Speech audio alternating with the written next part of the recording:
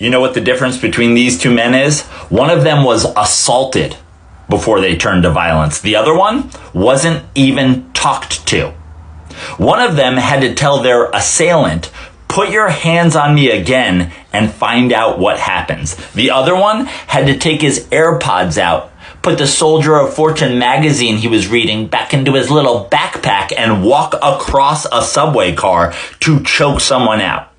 One of them was defending themselves from violence. The other one was defending strangers against words. This is important, so listen up.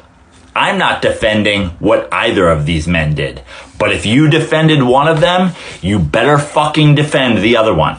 Because if you defended this one, but you're not defending this one, even though this one was actually attacked, guess what that makes you? Racist.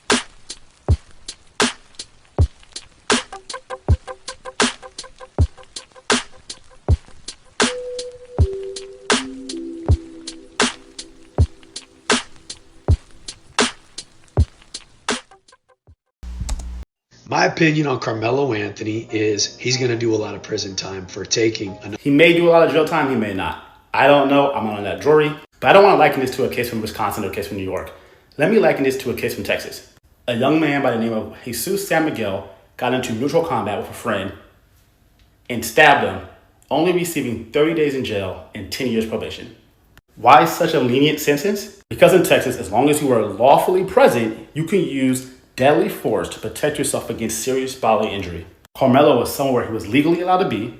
At 17, he's an adult in Texas. So he's an adult in public, somewhere he's legally allowed to be, which is a school district track, not a school, but a track owned by the school district. And somebody asks him to move from a public place.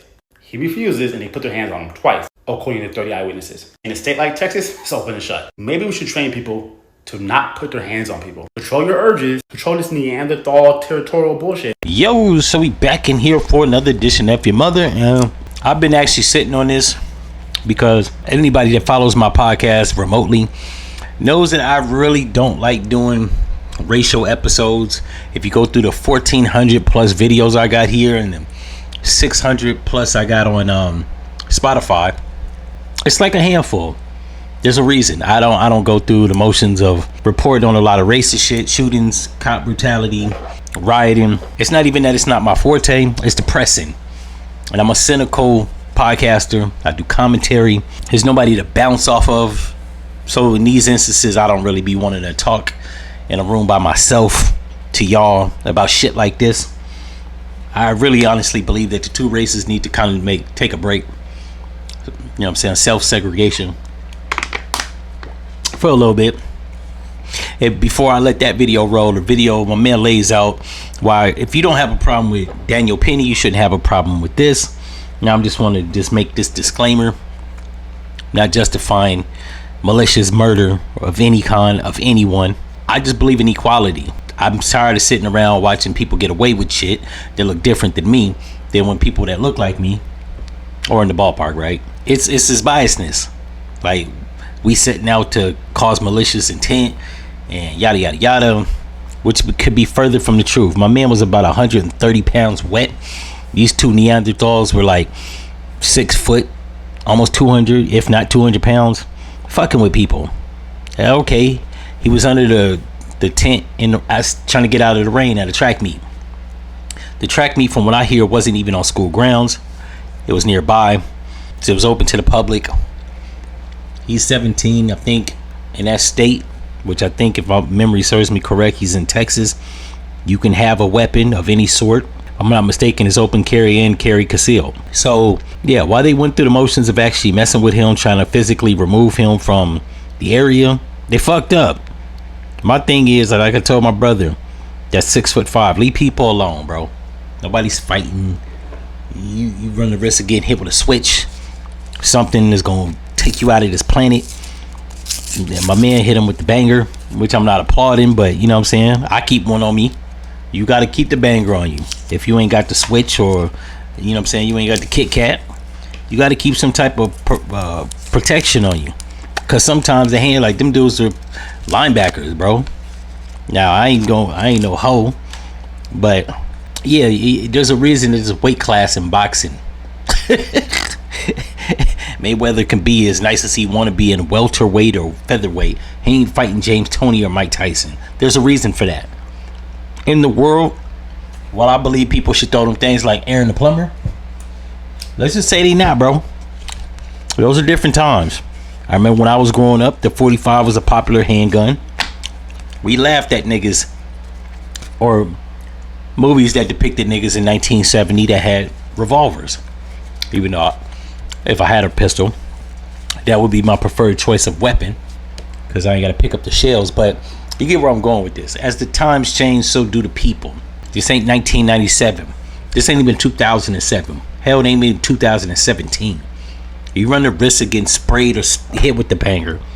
Your best bet is just to leave people alone, keep your hands in your pockets. I don't even know why that's a hard concept. In any event, oh yeah, also, for all you racist trolls out there, we got right here Exhibit A, B, C, and D. Everybody was justifying Daniel Penny's actions when he choked out a homeless man. Then this smug little fuck right here, Cal Rittenhouse, 17 years old, same age as the guy of Carmelo Anthony. I don't even know how I forgot that. So what world we live in when a random kid has a damn professional sports player's name. But in any event, and we got Cal Rittenhouse out here. He claimed he was protecting businesses that were insured. I don't even know how that makes sense, but he got off. City had to, this state of America had to damn near burn because of the fool on the bottom left. And then we got the jack off on the far right, at below, Zimmerman. He followed a 17-year-old. This is a constant theme. Everybody's choking out or following kids. But he followed a 17-year-old that he didn't believe stayed in the area, even after the dispatcher told him not to follow Trayvon Martin. The consensus is that, from what I gather, most people in America, and I was down south and out west when this shit happened, nobody had nothing to say. It was justified. So if those are justifiable situations, my man got to be justifiable. All I'm gonna say is they tried to put up that shitty ass picture of my man at mugshot when he's a damn good student with a suit and tie right here. They wanted to show him with a big ass, I think it was an AK rifle or a Draco. No, let's do the reverse. The dudes that was picking on him, putting their hands on him, they got hunter gear. So they ain't no choir boys. Even though I'm gonna say nobody deserves any type of violence towards them. That's why you gotta keep your fucking hands in your pockets. That ain't a hard concept. In any event, if y'all like this episode, like, comment, and subscribe, all that fly stuff, and I'm out.